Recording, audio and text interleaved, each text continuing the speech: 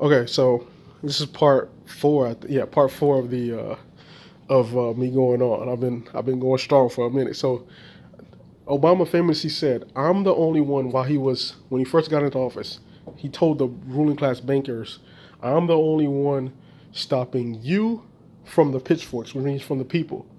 Which says that he was going to save the banks, even though that's what he said he was going to do. Criminalize the. He said he was going to put these robber barons in jail and all this other stuff, and give to Main Street.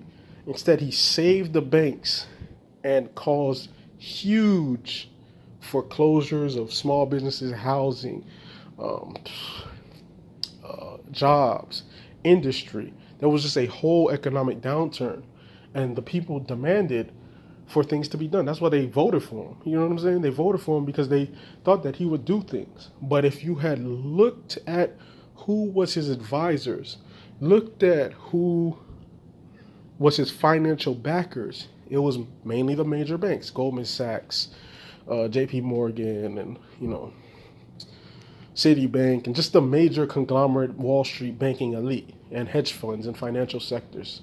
So you kind of from there and from who he picked in his cabinet, you would have known what his policy was. And this is just the banking thing.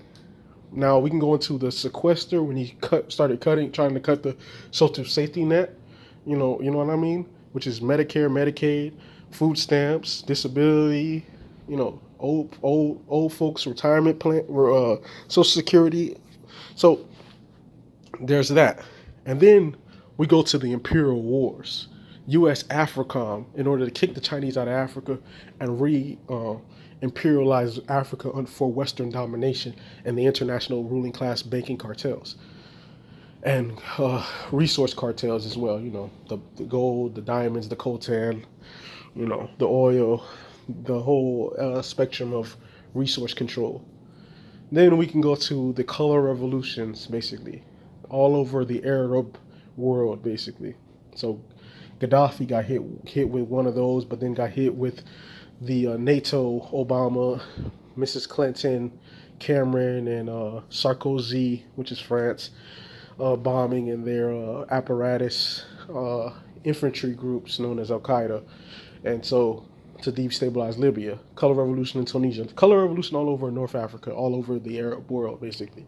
They tried to overthrow Syria. That didn't work. They overthrew Ukraine.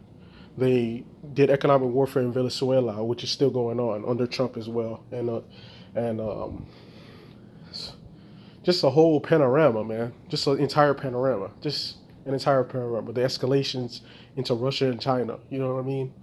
You know, it was just an entire apparatus. Afghanistan, Pakistan, the continued war in Iraq.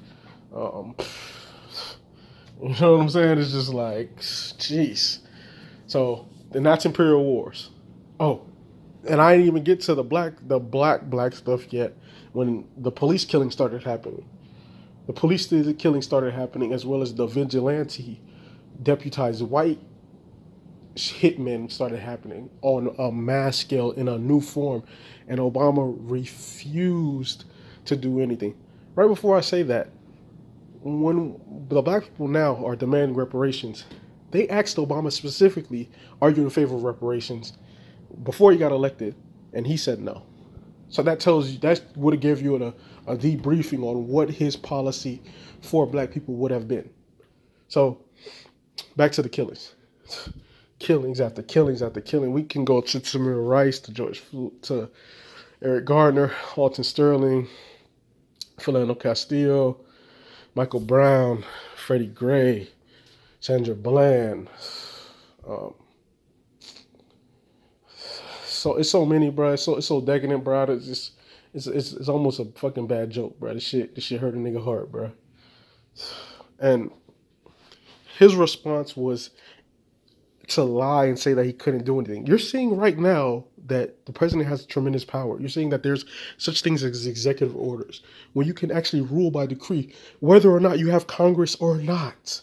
You're seeing that right now. Trump's showing you the power of the presidency, which the ruling class don't like because they don't want you to know that, hey, you don't have to be a puppet. You can rule based upon the interest that the constituency demands. So you saw it. That showed you his unwillingness to do anything for us because he does not care about black people, bro. If you wanted to use the Kanye West analogy on Obama, you could use the Kanye West, George Bush don't care about black people.